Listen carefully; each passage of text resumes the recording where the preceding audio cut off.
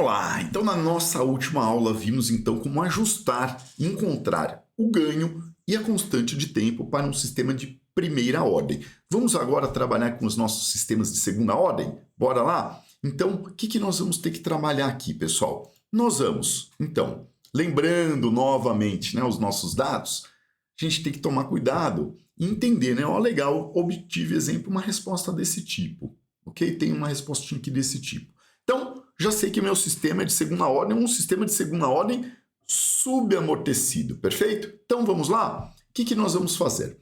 Vamos começar então com o Google Colab, a mesma ideia, tá joia? Iniciamos o Google Colab e vamos importar um notebook que está aqui disponível nesses recursos, que é o nosso second order aqui, System Regression aqui, perfeito?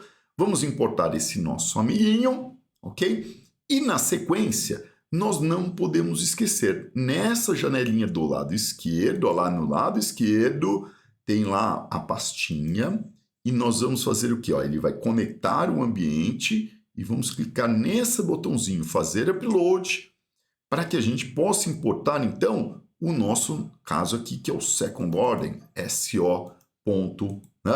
XLSX, tá joia? Então, esse nosso sistema, da mesma forma, vamos fazer um download aqui, ó, vou dar um duplo clique para a gente fazer o download, vocês já sabem que dá para fazer isso, né? Fazer o download do próprio Google Colab que a gente tem.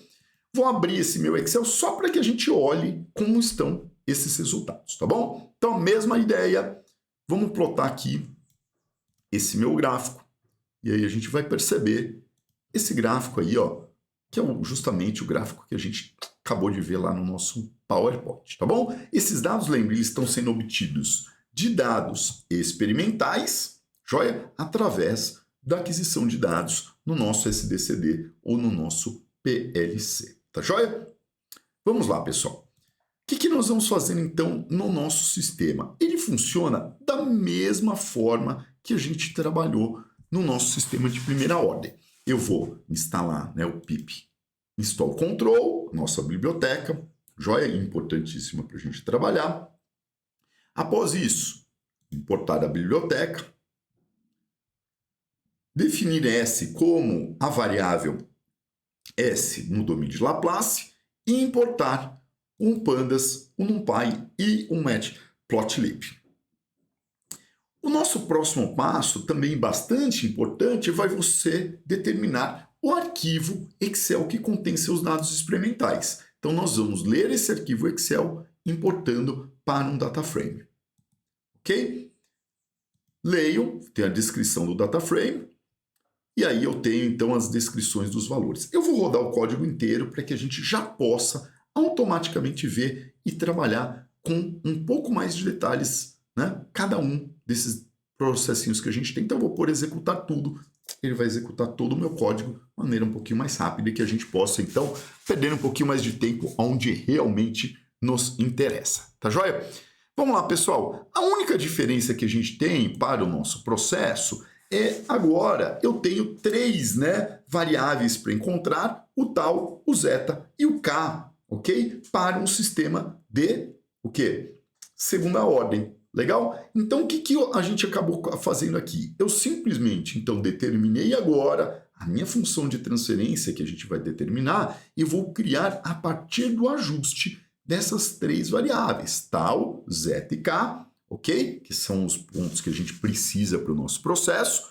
Crio a nossa função de transferência, então lembra-se então que a nossa função de transferência de um sistema de segunda ordem, ele tem aquela carinha, o k, dividido por tal ao quadrado, mais 2 vezes zeta vezes tal, mais 1, característica típica de um sistema de segunda ordem. Legal? Feito isso, pessoal, é a mesma maneira. Eu vou rodar, vou criar, então, meus dados numéricos, né? Então, através do meu modelo matemático de uma equação de segunda ordem, e eu vou comparar com os resultados experimentais e calcular justamente o erro, né? O somatório do erro quadrático que eu quero minimizar através da nossa função SciPy Optimize Minimize. Então, que eu vou minimizar esses pontos. Legal? Pessoal, feito isso, chutei valores do tal, do K e do meu zeta, ok? Rodei a otimização e aqui está, então, agora a importação desses meus resultados. Tá joia? Então tá aqui bonitinho os nossos processinhos que a gente tem. Legal? Fiz o nosso sistema e plotei os resultados. E aqui a gente consegue ver, joinha, os dados experimentais batendo muito legal com os dados numéricos do meu processo. Legal? Então, um ponto importante que a gente vai ter que ter, ó, esses são os valores, né? Tal, zeta e o nosso KP, que a gente vai utilizar quando nós fizermos, exemplo, a otimização do nosso controlador P&D no nosso processo, mediante esse caso, um sistema de segunda ordem.